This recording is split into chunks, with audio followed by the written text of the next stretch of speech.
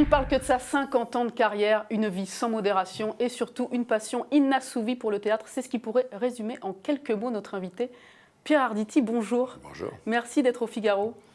Mais ça me fait plaisir. Ça vous convient ce petit résumé assez succinct vous concernant? Oui, ça me va très bien, oui. On aurait peut-être pu rajouter que le succès ne vous a jamais quitté. Oh, on pourrait dire ça, hein. Ça dépend des moments. Enfin oui, j'ai eu de la chance. J'ai beaucoup travaillé, mais j'ai aussi eu un peu de chance quand même, oui. Mais oui, non, je ne peux pas dire que je n'ai pas eu de chance. En ce moment, vous êtes à l'affiche d'une pièce avec un autre blockbuster du théâtre, une autre machine à jouer, comme si je reprends vos propres termes. C'est vrai, oui. C'est Daniel Russo. Eh oui. Vous êtes dans L'être ou pas, Oui. au Théâtre Antoine. Oui. Et vous jouez un personnage qui est en face d'un voisin, on va dire deux voisins, qui se côtoient, dont l'un vous questionne sur votre identité juive. Voilà, absolument, oui. Et il essaie de se renseigner sur ce que c'est être juif, voilà. Et l'autre va lui répondre doucement, tranquillement, sans acrimonie, alors que les questions posées par le voisin en question, par moments, sont un peu rugueuses, comme elles le sont en ce moment dans notre société. Et qu'au fond, tout ce qui nous arrive, et ce qui arrive en particulier en ce moment aux Juifs, mais pas seulement à eux, c'est peut-être cette hargne, je ne sais pas comment on peut appeler ça, qui empêche les gens de se revoir, de se regarder, de se confronter, mais pacifiquement, de se parler et donc de se comprendre, de se connaître et de s'accepter. C'est exactement ce que la pièce raconte, mais avec la causticité naturelle de Grimbert qui, lui, évidemment, se marre avec ça. Voilà. Vous la définiriez comment, cette pièce? C'est une comédie, c'est une farce philosophique? Simplement, c'est une rencontre. Mais après tout, c'est le plus grand titre de gloire du théâtre. Qu'est-ce que c'est le théâtre? Ce sont des hommes et des femmes qui parlent à d'autres hommes et à d'autres femmes. Donc ce sont des gens qui se rencontrent. C'est exactement ce qui se passe. Alors je vous propose qu'on en regarde, nous, un extrait, puisque vous ne souhaitez pas vous revoir. Vous allez le regarder, oui. Mais on va en montrer un extrait à ceux qui ne vous ont pas encore vu sur scène. Ça, bien sûr, voilà. Vous êtes juif? Pardon? J'ai vu ça sur Internet. Ah, si c'est sur Internet, alors oui. Vous êtes quoi, vous? Je viens de vous dire que je suis français, ça va comme ça, hein? Oui, non, enfin, vous êtes français et catholique. Oui, catholique. Eh ben voilà. Ben voilà quoi? Vous êtes comme moi. Comment ça, je suis comme vous? Vous êtes catholique et français ou français et catholique, comme moi je suis juif et français ou français et juif. Voilà. Juif? C'est votre religion? Voilà. Enfin, voilà. Enfin, non. Mais comment ça, enfin non? Non, je suis sans religion. Putain, je comprends rien, là. Athée, si vous préférez. Si j'avais l'obligation de choisir une religion, si l'appartenance religieuse devenait obligatoire, ou si à Dieu ne plaît, je devenais ou redevenais croyant, ce que je ne crois pas possible, hein, alors je me déclarais plutôt de religion juive, hébraïque, mosaïque, si vous préférez.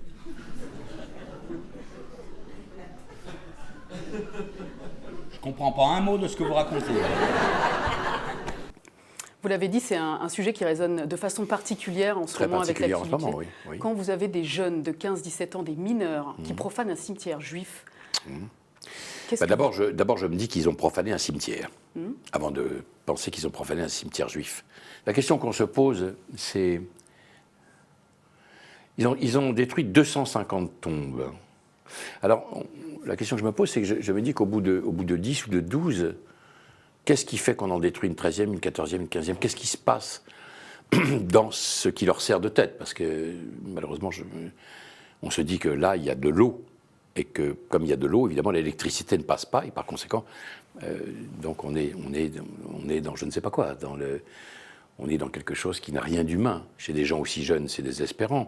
Donc on se pose la question de savoir, les parents là-dedans, quoi? Qu'est-ce? Par quels moyens on peut expliquer? L'éducation, l'école. Mais si l'école ne suit plus, du coup. Écoutez, il faut que l'école se remette à suivre. Est-ce qu'on n'a pas laissé passer trop de choses? Est-ce qu'on n'a pas fermé les yeux sur trop de choses? Et c'est compliqué, je n'incrimine absolument pas les enseignants qui font un métier extrêmement difficile. En même temps, il faut regarder les choses bien en face. En ce moment, sans doute, et depuis déjà un bon petit moment, il y a dans l'éducation nationale des manques. Voilà, pour être light dans le discours. Il y a des manques, il y a des choses qui ne se passent pas, qui ne se passent plus. Mais la responsabilité, elle mais incombe la à l'enseignant ou aux Non, politiques? non, la responsabilité, elle est à tout le monde. La responsabilité, elle est que, très honnêtement, je pense qu'on ne fait pas assez de place, on ne met pas l'enseignant à une place qui est réellement la sienne, qui est une place absolument majeure dans notre société, absolument majeure. Moi, j'ai des souvenirs d'enseignants qui étaient géniaux, extraordinaires. Il y en a forcément encore. Ils n'ont pas disparu. Bon, alors après, les enfants changent, la société change.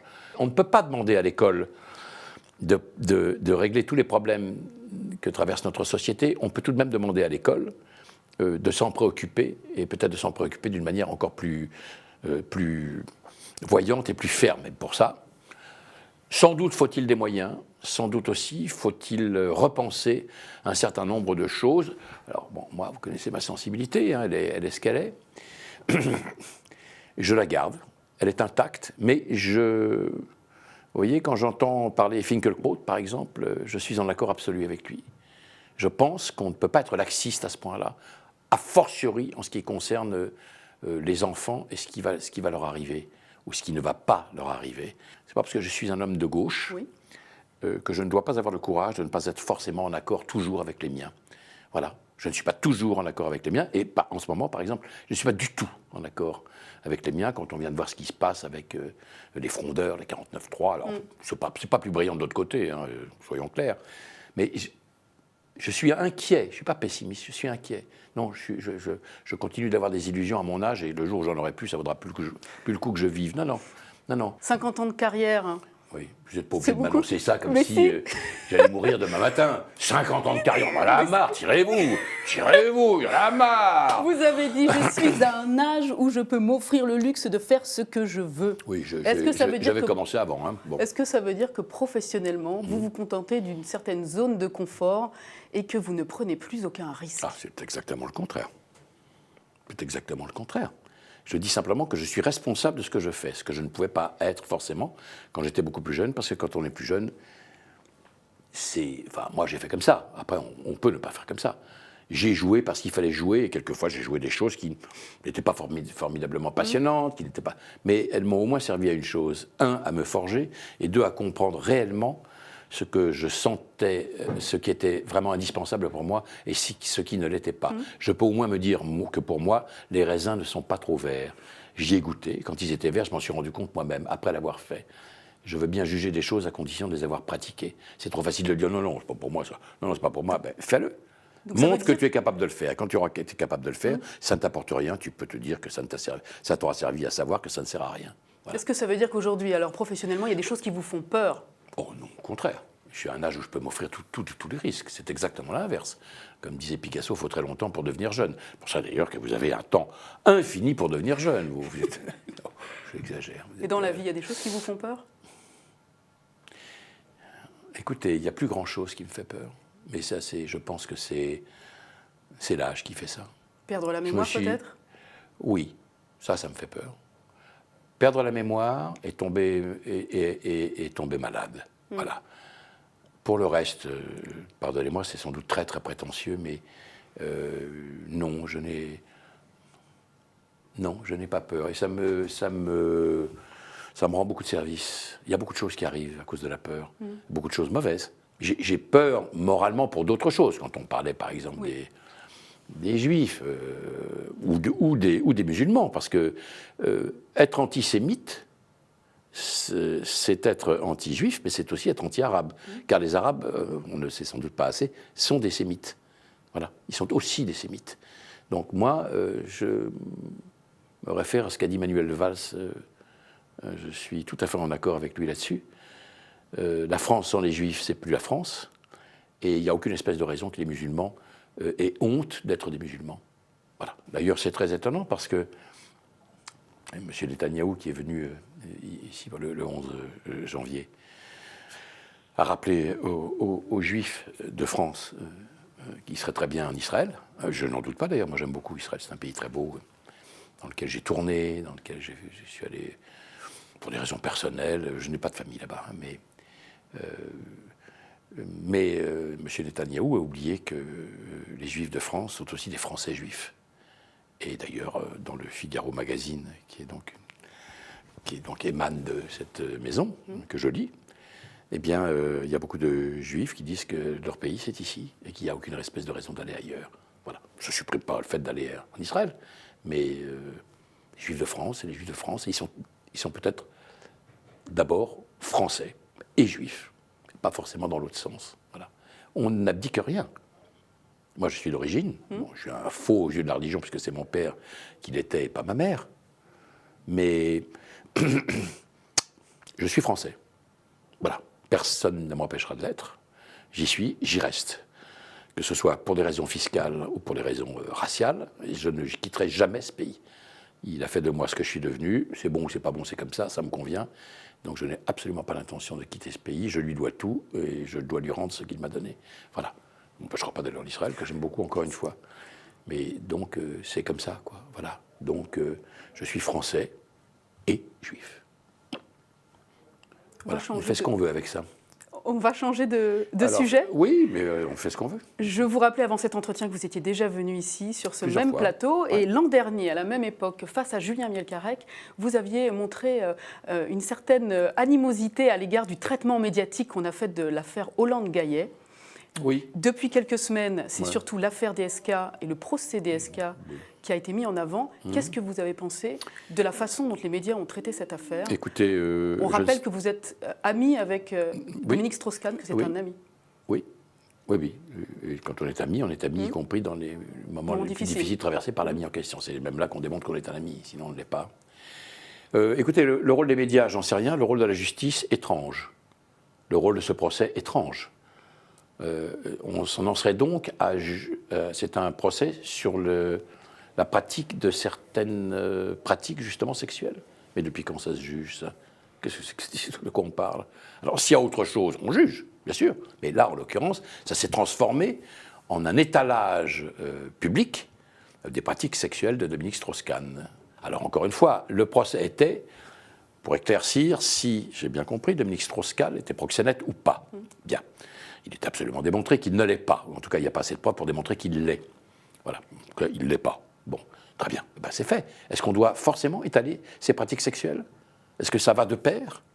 Est-ce que, moi, par exemple, si je suis arrêté pour excès de vitesse, un truc comme ça, on va me demander comment je fais l'amour le soir à ma femme, ou pas à ma femme d'ailleurs, si par hasard j'en avais une autre, va savoir. Qu'est-ce que c'est que cette histoire? Qu'est-ce que c'est que cette société puritaniste, moralisante, à mauvais escient? Je suis pour la morale en politique en particulier, mais celle-là, non. Voilà. Donc c'est comme ça. Donc le jugement est dans délibération à compter de vendredi soir. Oui. Vous souhaitez qu'il soit relaxé, j'imagine? Oui, je le souhaite. Bien sûr.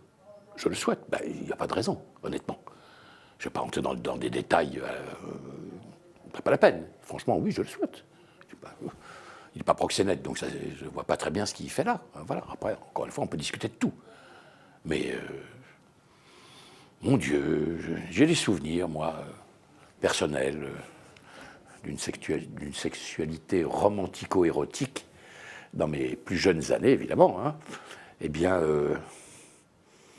j'étais dans une société où tout ça avait l'air tout à fait normal et c'était à la fois romantique, contrairement à ce qu'on pourrait croire, et très jubilatoire pour la vie en général, sexuelle, mais pas seulement, humaine aussi. Personne ne s'en est plaint, et moi non plus, je ne m'en suis pas plaint. J'ai même une sorte de nostalgie pour ces choses qui sont un peu lointaines maintenant, bien sûr. Ça ne veut pas dire qu'il ne se passe plus rien. Enfin, bon, c'est autrement, hein, c'est plus calme. Mais ça va, quoi, ça va, ça suffit.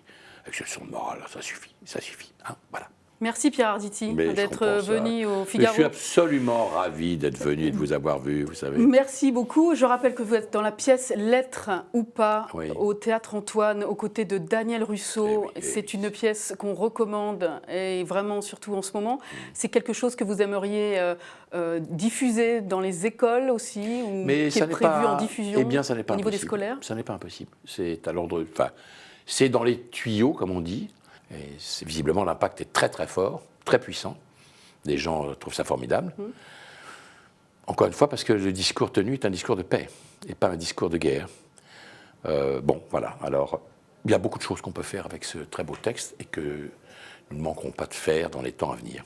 Merci beaucoup Pierre Arditi. Merci Charlotte. À bientôt. J'aime bien que vous m'appelez par mon nom et mon prénom. Ça me plaît beaucoup.